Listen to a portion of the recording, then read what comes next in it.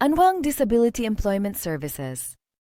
Ang Disability Employment Services o DS ay isang programang panggobyerno na tumutulong sa mga tao na may kapansanan, pinsala o kondisyon sa kalusugan na makahanap ng matatag na trabaho. Kung ikaw ay kwalipikado para sa DS at pipiliin ang APM bilang iyong tagapagbigay, tututulungan ka naming makahanap ng trabahong angkop sa iyong kasanayan, interes at kagustuhan. May suporta sa paghahanap ng trabaho, resume at interview. Maaari ka ring maging kwalipikado para sa pagsasanay at suporta para mapalakas ang iyong kasanayan at kahandaan sa mga trabahong in-demand.